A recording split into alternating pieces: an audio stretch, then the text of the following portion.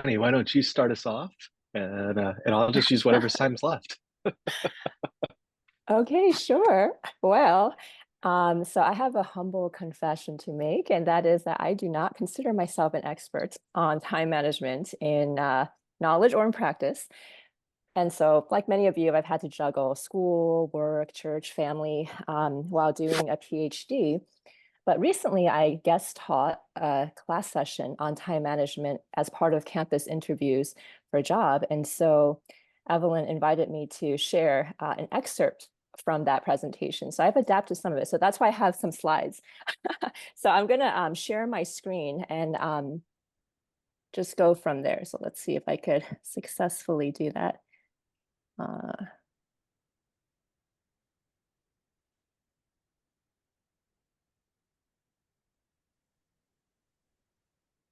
okay. Oops.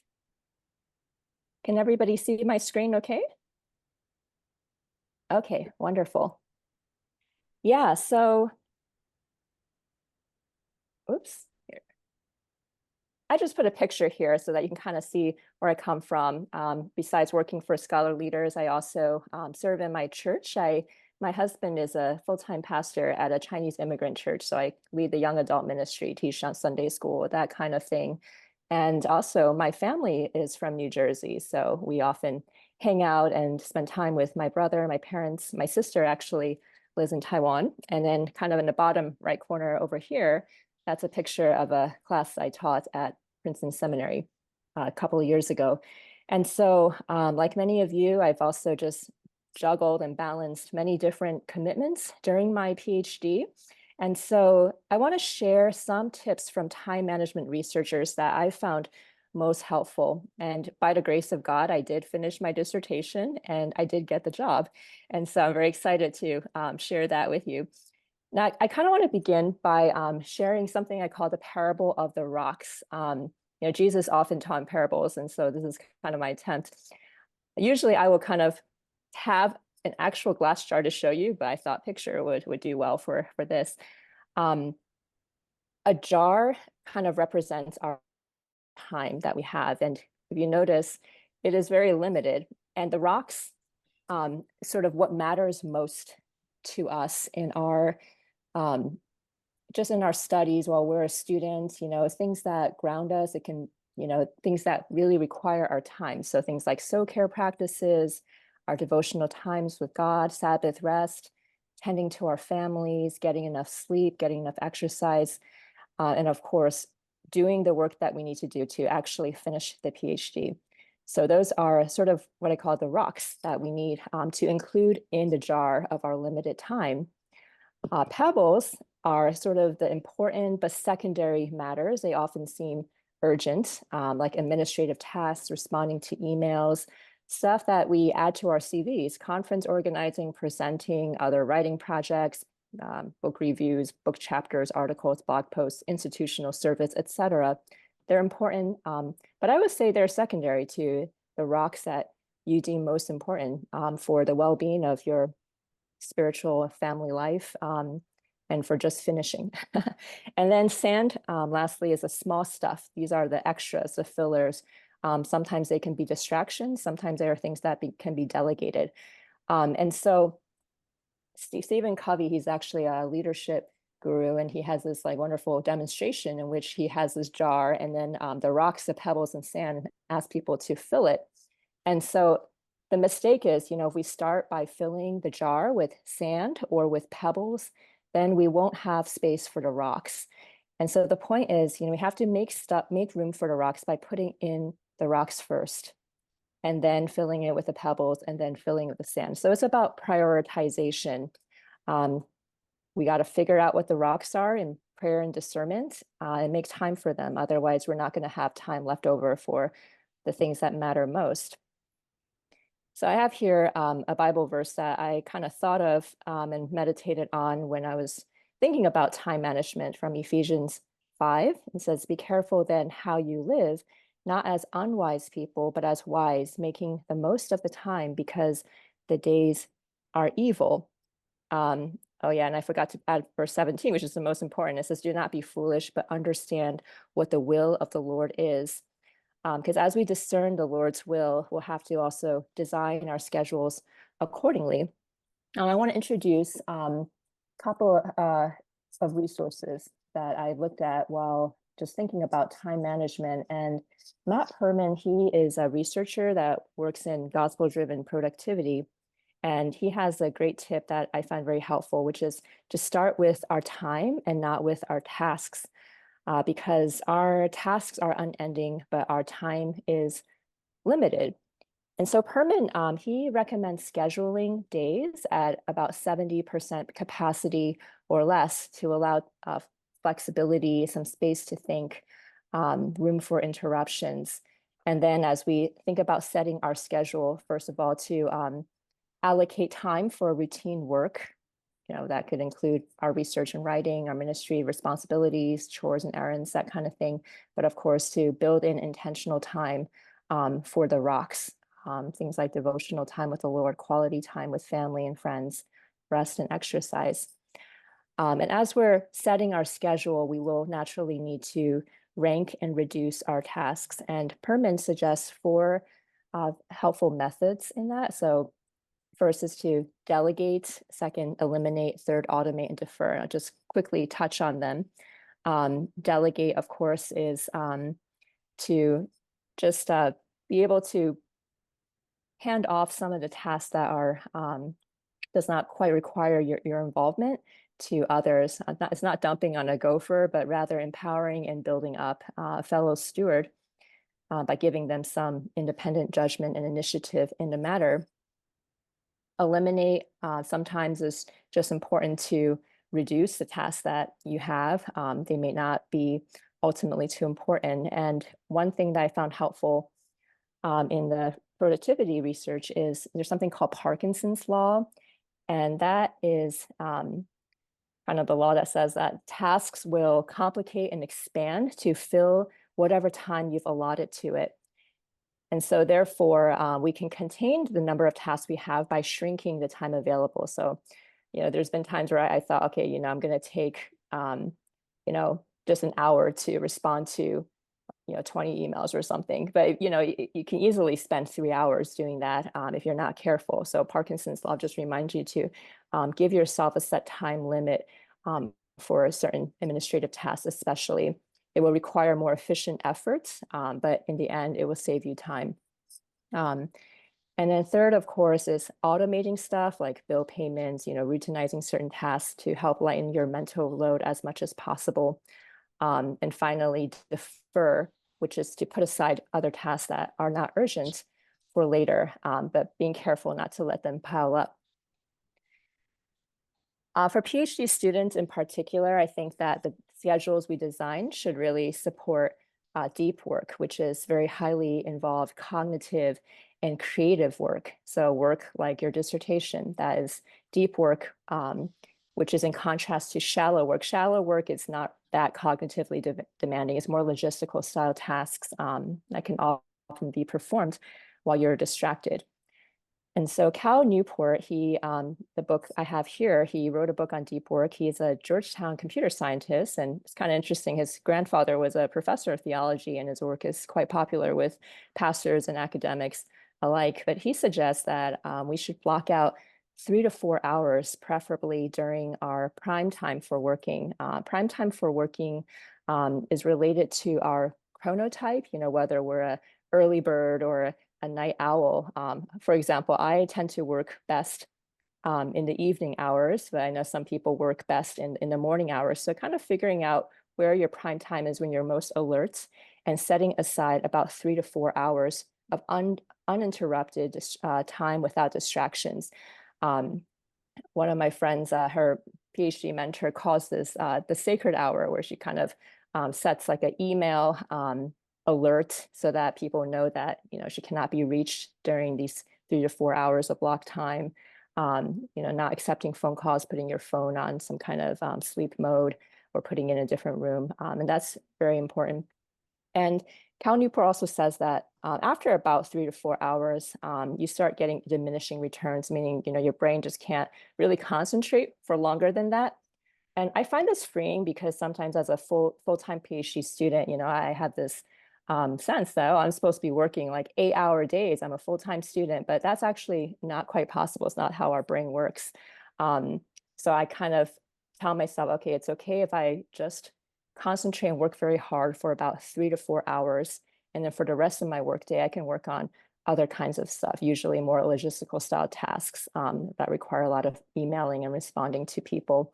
And I've been much more productive after just letting myself know that the 3 to 4 hours is enough for each day.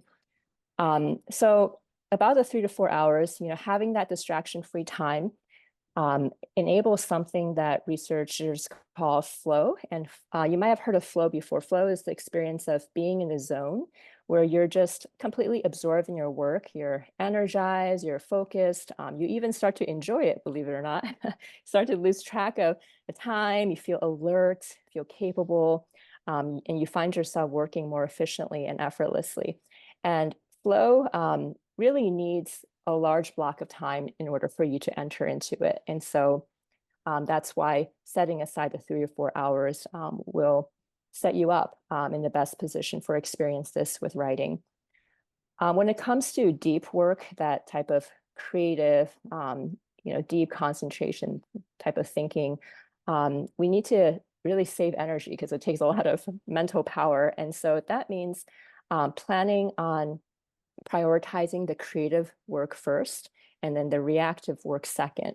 Meaning when you're trying to just wrestle with thoughts, put together ideas, prioritize that, make that go first. Reactive work is more like responding to others, responding to emails again. So don't put that first, but put that second. This is kind of counterintuitive because for me, I'm often tempted, I want to just shorten my to-do list as much as possible by going for the low-hanging fruit. But as we saw from Parkinson's law, tasks just multiply, and you can find that, wow, if I tackle the emails first, I might spend my entire day just doing emails and then not have any energy left at the end of the day for my creative work. So it really drains energy and keeps you from getting to those rocks. Another way to sort of save energy is to have a decisive end to the workday. And this is really a discipline that can be really hard for people, but it helps to replenish our supply of energy and to avoid burnout. And oftentimes, just setting like a limit, like saying, okay, after this time, I don't know, 7 p.m., I would just make time for my family, for leisure, just relaxing, unplugging from all of my work, setting that aside.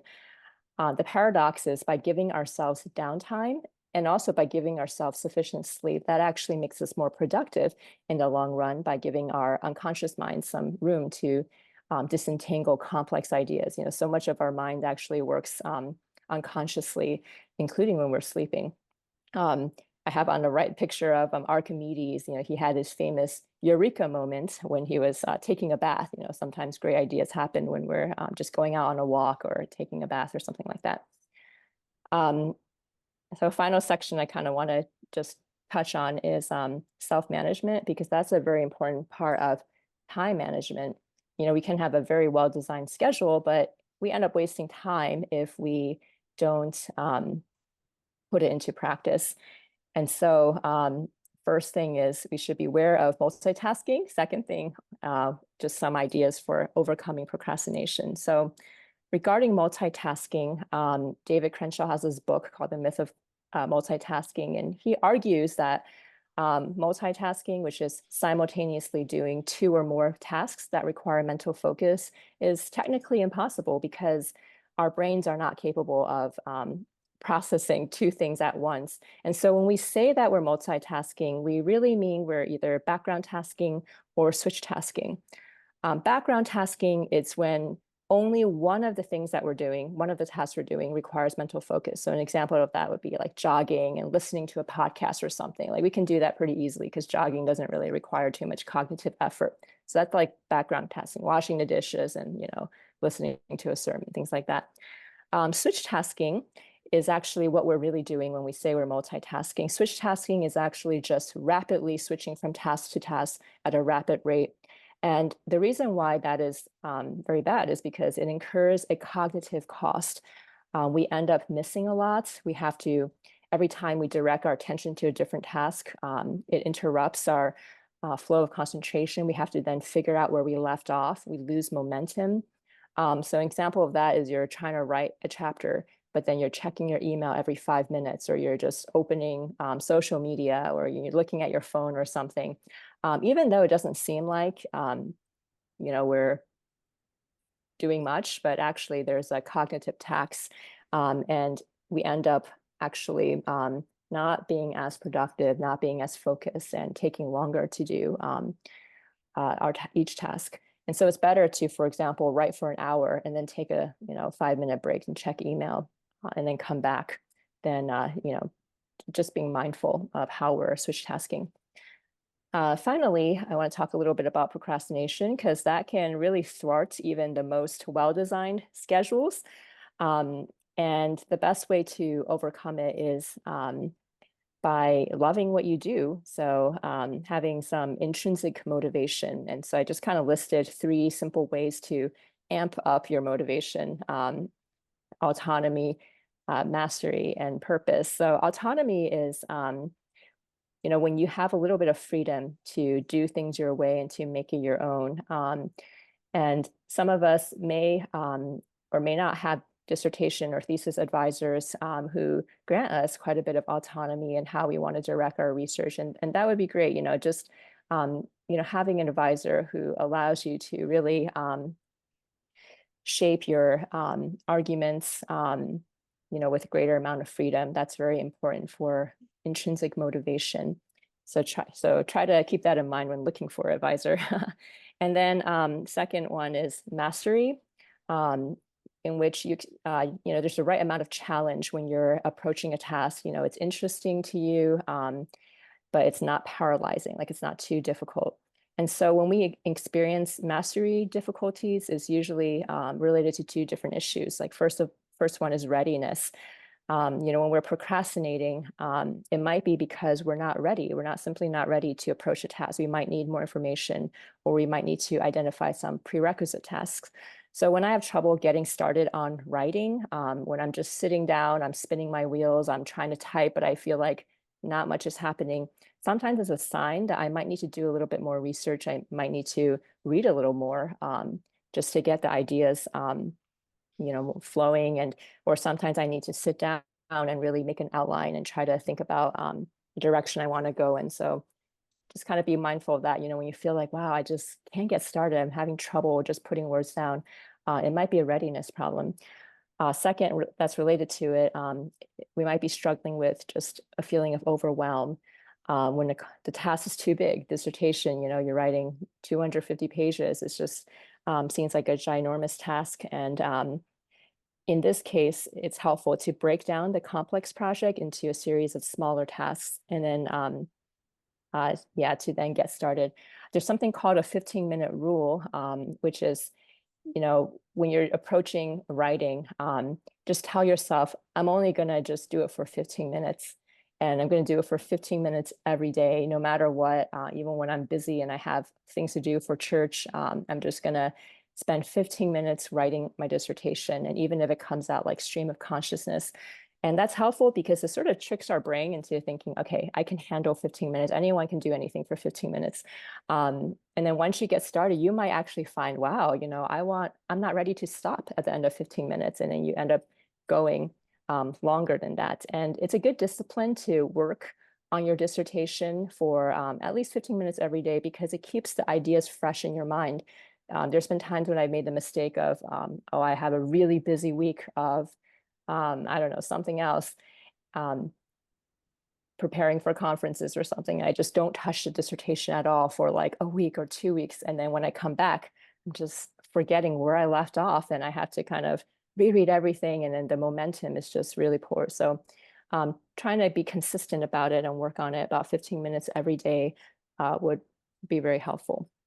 Finally, I would say purpose is very motivating for getting us past procrastination when we really believe in the value of the task and the end it serves. When you're doing a PhD and it's lasting so many years, for me, it's year 7 already.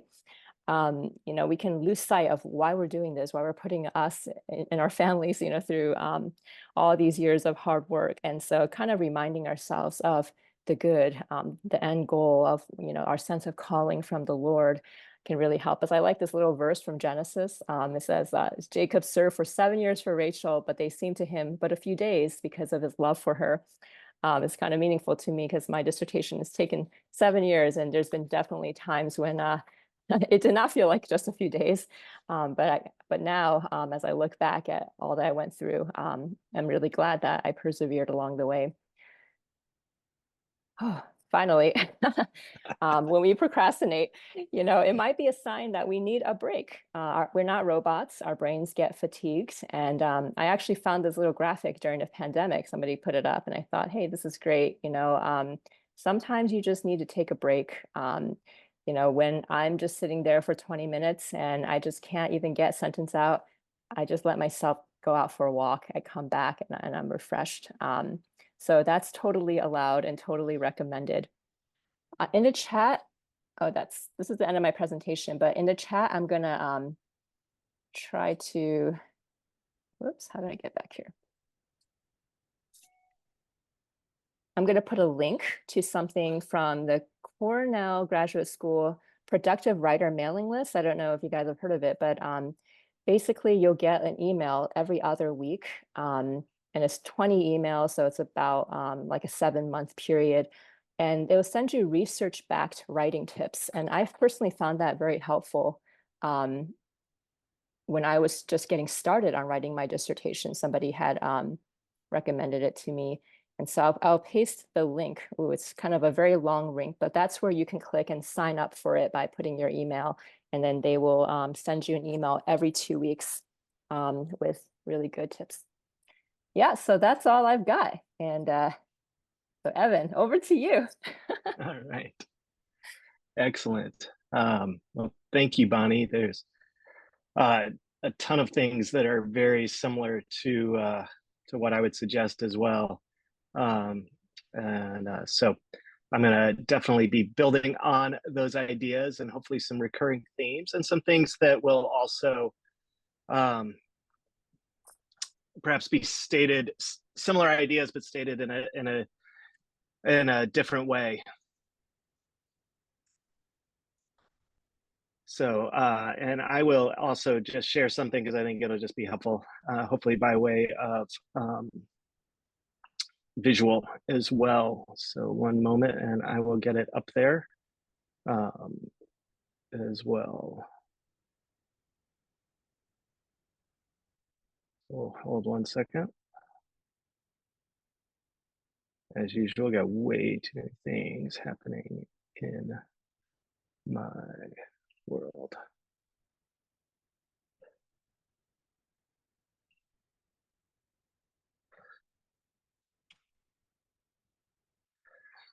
So one of the things I wanted to just share just as I begin is these are a little bit of my lessons learned along the way. I completed my PhD a little over 10 years ago. I was doing it part-time, which I know some of you are. Some have the joy and privilege of being full-time students. Others of us are doing it part-time. And one of the keys that I have shared with people a lot, and for those who are new, I was the director of our Leaders Studies program for many years before Evelyn took it over and made it better. But is this, which comes from a friend of mine who used to work at Langham, you can do your PhD part-time, but you cannot do it in your spare time. And just a reminder that it really does require a lot of intentionality to do the PhD and to do it well. And the things that Bonnie was sharing play into that tremendously. One of the things that I think is so important is that consistent time is absolutely key. And Bonnie mentioned this idea of deep and shallow tasks. And there are some things that you can squeeze into small portions of your day. You can squeeze in a little bit of reading. I know in my case, reading in the parking lot outside of a kid's soccer game before the game started. That's something that can sometimes get squeezed in, especially if you're doing broad general reading across your field. But there's a lot of work that requires pretty significant engagement, and that's that deep work that Bonnie mentioned. And very often, to get into that kind of work, especially when you get to your writing stage, you need chunks of time and you need them to be consistent, because transitioning in and out of that time actually requires quite a few minutes. And I know for me, I would have these time where a 3 hour block could easily become 1.5 hours by the time you, as Bonnie said, you sort of have to reread and re-engage and figure out where you are and what your last thoughts were. And then by the time you're also, especially if you're working part-time and have a lot of other things going on, you start winding out of that phase on the tail end. And that can be 30 minutes on each end. That can be a little bit longer depending on how long you've been away from it, as she said.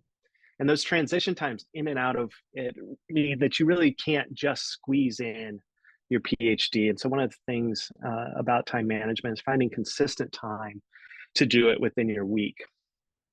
And in a similar way, to really block that time and guard it. I know for me, one of my challenges was I would block two blocks during the week, one morning and one afternoon, that were going to be just for my studies, my research and writing. But I found very often that that time during the week, people would call, people would want a meeting. There would be other things that were getting in the way of that time. I found that the time that I was able to protect was I had one evening every week where I would get the kids to bed and I would go away to a coffee shop that was open very late. And I would do my studies from about 7 till midnight once a week, away from the house, very focused block of time. But having those blocked and then protecting them become part of it. Bonnie mentioned the Stephen Covey rocks analogy. And for our team at Scholar Leaders, we use that metaphor quite a bit for setting our own objectives and monthly goals. And it's one of those things. Covey also has another thing when it comes to what's urgent and what's important. And one of the things that happens is when you're working on your dissertation, very little of it is urgent. Reading your articles isn't urgent. Writing 4 pages today isn't urgent until it's almost too late. Urgency comes only at the very end. And at that point, it's frantic urgency and emergency. And so the reality is you have all these things going on in life, and Covey divides these across urgent and non-urgent, important and non-important. And important urgent things are crises, right? You deal with them because you have to, and those will always be there. You have things that are urgent but not important, and those are often things that become distractions, people needing something from you, and you actually do need to respond, but it's not necessarily important, and they kind of get in the way. And then you have things that are obviously not urgent, not important, and those are the distractions, the time wasters. Covey wrote this before we scrolled on our phones, but all that kind of stuff that fits into life. But in Covey's not urgent but important quadrant 2, that's the deep work. That's the part that is what you're called to right now as a student. And so finding ways to protect quadrant 2 require a lot of work, because urgency, the tyranny of the urgent, will always keep creeping in and keep pulling you from it. I know I would have this thought like, well, I'll take that meeting, even though it's during my protected time, because I can always read more tomorrow. I'll write a little bit more tomorrow. I'll pick it up and I'll go a little bit harder and faster tomorrow. But the problem is that quadrant 2, that highlighted quadrant, it so rarely will emerge to that space without intentionality.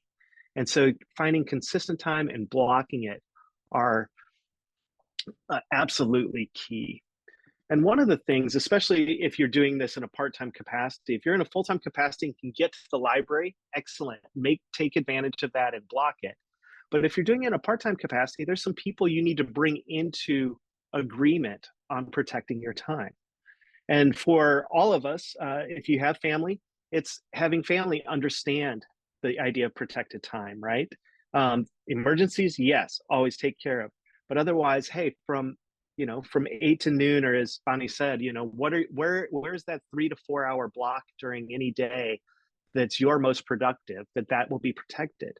If you're doing it part-time, especially if you're on faculty and teaching, it's sitting down with the dean or whoever your supervisor is and agreeing that part of your job is to finish the dissertation. Your dissertation, your PhD, is good for the institution. They value it as well. and that you will create these blocks of time and together work to protect those so that you can accomplish the task at hand. And there are a handful of schools that we've worked with over the years that have done this very well and really build it into the workload of their faculty members who are doing their PhDs, and others have had to fight for it. One of the things that we've seen over the years, and some of you are maybe getting to this stage, is we've had a number of scholars who are perhaps studying away from home. And when they get to the final writing stage, and especially the final couple chapters, will move back home to finish. And it's usually moving back home with 1 to 3 months worth of work. And it always takes 6 to 9 months, if not a year, to finish that 1 to 3 months worth of work, because protecting time is so difficult, especially when you're immersed in the ministry context. We're all driven by the work that we're doing. That's the passion. The PhD is often a part of pursuing it. It often comes out of it, but it's the teaching students, it's mentoring people, it's meeting with people in ministry that often drives us. But coming to agreement and protecting that time is really critical. And often that means having a sit down meeting with somebody and say, here's what I'm trying to do. Here's how I'm trying to do it. Will you work with me on it? And then the second piece on protecting time is, in my experience, I needed to find a couple of times through my writing process, especially, although others would benefit, of extensive several days in a row, because as a part-time person, you're coming in and out, like I said, and every transition in and out is breaking that flow that Bonnie talked about, like really getting into flow and finding a couple of times, whether it's a weekend chunk or a couple day chunk, and especially if you can kind of get away from your normal so that you're not just, I found that sitting in my office often was not my best study space, because while in my office, I was doing all the things that popped up on the email and the work things, because it felt like it was a workspace. And finding whether it was the library or whether it was another space. As I said, I used a coffee shop that was open really late every week. Got to know those baristas pretty well.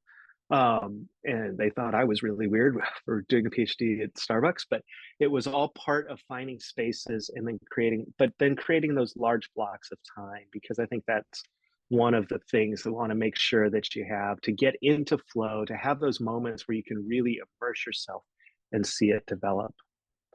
So that's protecting time.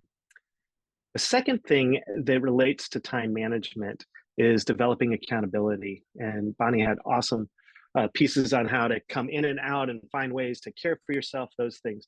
One of the things that I found was a thing that in this book, How to Write a Lot, which was one of the books I read, probably while procrastinating my writing, but How to Write a Lot on academic writing. And one of the introductory remarks was creating what he called what they called a graphe group, a group of people that you would regularly check in with. And for me, that was 3 people, 2 of whom had recently done their PhDs. They were friends of mine, but the agreement was this. I think originally it was like every month or every 2 weeks. And then as I moved into my intense dissertation and up against my deadline, it would be every week. I would send them a short report that consisted of, here's what I did this last period, here's what I'm going to do the next one. And just having to write that email every week or 2 weeks, however it was, provided accountability to me, because I knew I needed to tell somebody what I'd been doing. One of the challenges of our time management and that tyranny of the urgent is, while you're writing your dissertation, almost nobody cares. And the reality is your colleagues are all in the same boat and nobody wants to ask, how are you doing? Because everybody's in the same place, which is, I'm behind. Nobody's ahead of the curve. Everybody's running behind. And, and so it's an unspoken rule, like, don't ask that question. That's a bad question. But where are the places that you do have people who are helping you be accountable?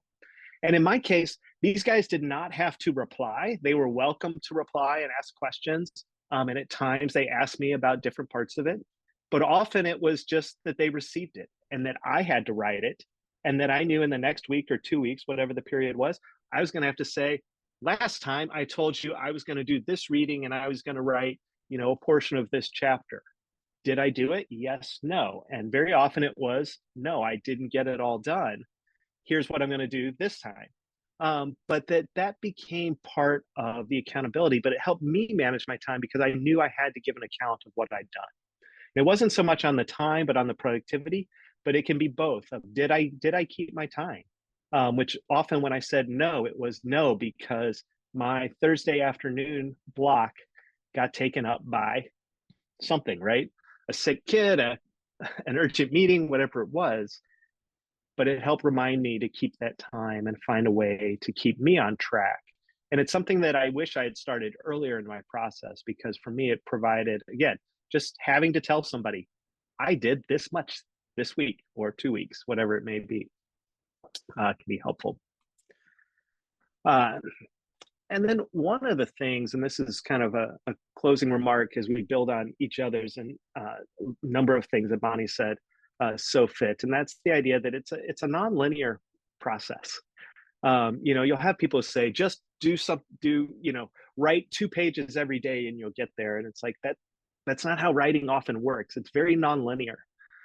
There's a lot of things you do. I can remember sitting down with friends, or even my checking in with my dissertation mentor, and how's it going? It's like, I feel like I've actually been really productive. I've been reading a lot of things. I've been having a lot of new thoughts. I've thought about restructuring a bit of my findings piece based on what I'm getting out of my transcripts and working through my data on my interviews.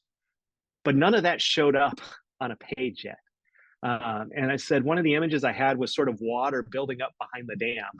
And so it was increasing this pressure. There were things happening and accumulating that I was sure at some point would come forth and be fruitful, but not all of it shows up that way. And that's okay. But make sure that what you are doing is having some kind of impact. There will be things you read that you're like, well, that was an interesting article and it has nothing to do with where I'm actually going now. That's a bummer. It won't even make the bibliography, like kind of thing. And you're sorting through that, but recognizing that that's the reality of it. And if it feels that way, you're not alone. The second thing, and building on Bonnie's idea of the 15 minutes, find different ways to keep moving. One of the things I found is that when I was really stuck writing was go back and edit something, or go back and reread some of your material, or format a couple footnotes or your bibliography. Do something that's productive and keeps you engaged, because part of what you're trying to do is restart that engine and that flywheel and getting that flow and momentum going.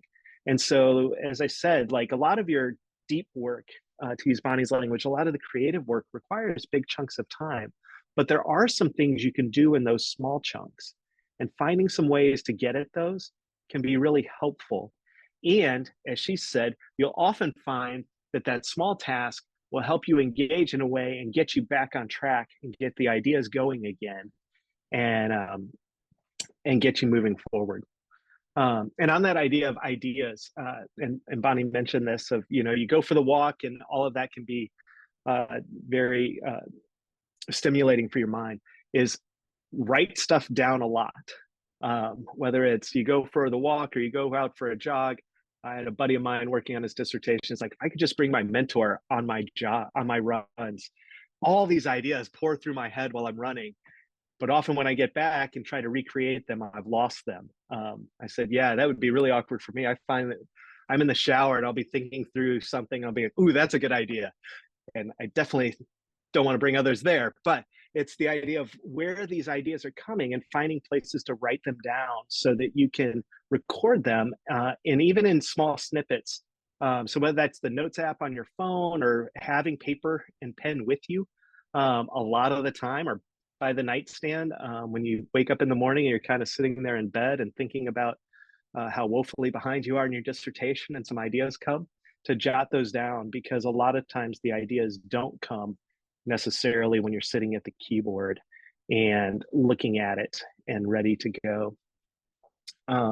Yeah, so I want to make sure we have a little bit of time for interaction, but a couple of those things that I found out of my experience, and again, these are things that sometimes we're going well and sometimes we're not, but that one of the keys for time management is definitely finding consistent time and protecting that time, being sure to give time to this non-urgent but very important work you're doing, and to find ways to recognize it's nonlinear, and it's part of why having other colleagues who get the PhD process can be helpful, having others who've done it. Everything you're experiencing and you found along the way is common to other PhD students. Um, the very rare ones who just sit down, write, and it's all produced clean and out the door in one shot.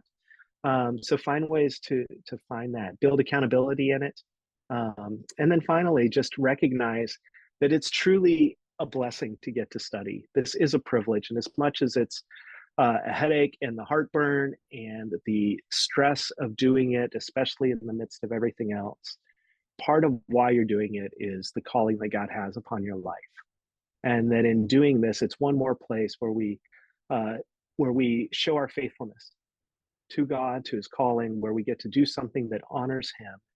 And so, whether your studies are biblical and about the text and the Word of God, or whether they are in other disciplines that more about the people of God or the effectiveness of the church, but whatever you're doing, it somehow connects to the advancement of the kingdom of God. And so, amidst all the to dos and all the time that you know you should be working on it more and you're not, um, also remember that it's part of your calling and it's a blessing. And that's not something to feel guilt about. It's actually something to lean into. And at times when it feels like, here I am doing this work, sitting in a library, I should be doing something even more effective or direct, that this is part of the calling, and it is worth managing your time for and making it effective. I'm going to bow out of this and turn it back over to Evelyn. Well, thank you both so much for what you shared. I hope this will be helpful for all of you. I know it's even helpful for me. You still have writing projects even after you finish the PhD. So this is great. Thank you.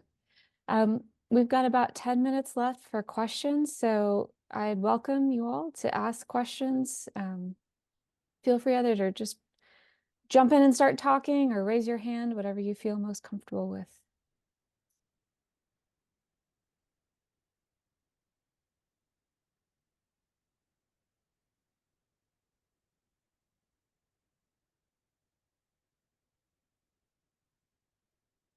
Thank you for sharing. I find a lot of those things make sense and they are very helpful.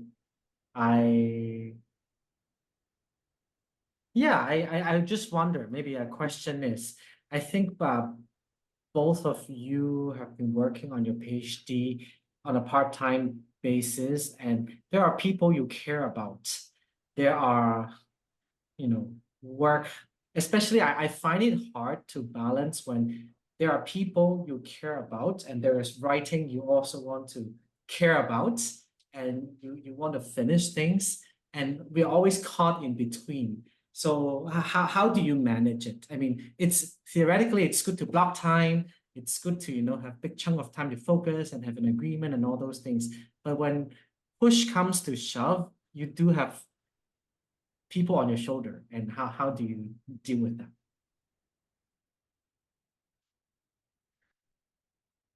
Yeah.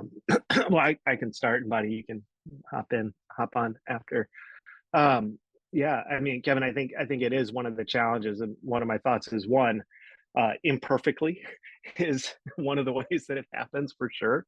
Um, and that it's something that for me required coming back to and resetting fairly frequently, because I think that there are these obligations to family and other parts of life that are going on. um, they talk about the fact that globally less than half the people who start a PhD finish, and the reality is I don't think that intellectual capacity is the reason for that in almost any case. If you've decided to go on, you probably have the intellectual capacity and you've gotten into a program and all that. The reason people don't complete them is all the other parts of life that creep in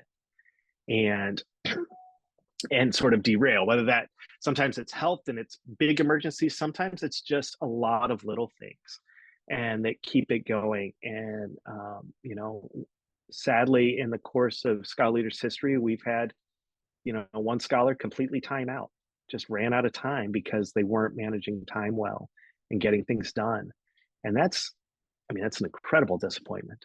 I've got another friend who's, you know, a brilliant leader. It took him almost 14 years to do it, and he lucked out in that the institution where he was had a major change about halfway through his program, so they didn't hold him to the rules of the 10-year timeout.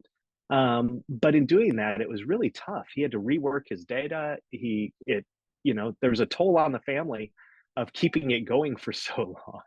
Like there is a point where you want to get it done as a gift to those people around you. And so, yeah, I mean, I think on a practical basis, it's just coming back to several of those things and balancing that what's important and what's urgent. What are the things that have to get done when they have to get done? And then what are the things where you can, hopefully with people who agree that this is part of the calling and part of what's important, that it requires part of your time and therefore are willing to, one, release you to it when possible. And two, that there are times where I think one of the points I've made in the past is, you know, being able to shut your door and not answer the knock unless it truly is an emergency. And that's culturally difficult in some places. It's easier in some North Atlantic spots. In the U.S., it's easier. And I lived in Germany for a couple of years. There, you can completely shut your door and nobody cares. You can ignore people. I know that's not always culturally acceptable, but finding ways to, and that's where getting away sometimes is helpful, so that some of that can be a little more distant and a little bit harder for that to encroach. But yeah, I'd say a lot of grace and then a lot of willingness to re-engage and restart when needed. Yeah, Bonnie. Yeah, thanks for that. For me, I made the mistake of prioritizing everything but my PhD kind of earlier on in the writing, because, you know, in my program, I had 2 years of coursework where everything was very, very tight. And then I had comprehensive exams and the proposal. And then the last, you know, how many years? 4 years, I've been working on the writing. And the writing part was the hardest because there's not really deadlines. I mean, kind of, but you know, they're very flexible and you can kind of get away with a lot. And your advisor is busy. They're not going to be babysitting. And so a lot of it was up to me. And as Evan said, the tyranny of the urgent, a lot of urgent stuff just came on. And I think I had to just realize that, you know, I was not doing my dissertation. I said I was. I said I'm working on my dissertation, but really I was not. And so I think I just realized, you know, I have to force myself. And that means prioritizing it and really just setting aside time. And as I said, even just 15 minutes a day, bit by bit, I ended up drawing a lot of stuff on stuff that I've written in the past, even in trying to just use as much as I can from other things I had to do, even stuff that I did for interviews, stuff I wrote for articles, presentations. I ended up using a lot of stuff, adapting a lot of things. And sometimes I would purposefully propose articles for conferences that I knew related to my dissertation in a very specific way to force myself, to give myself a deadline. So I would kind of do that type of thing. And near the end, when I just, for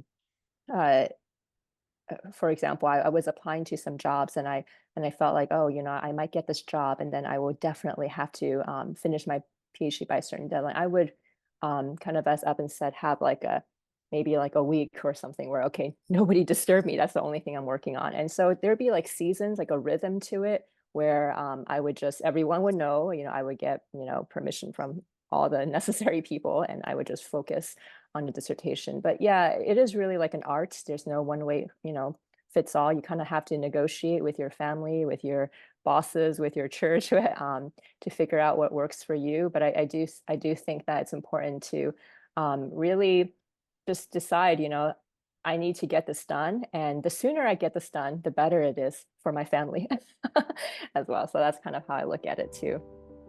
But yeah, it's not easy. Thank you for asking.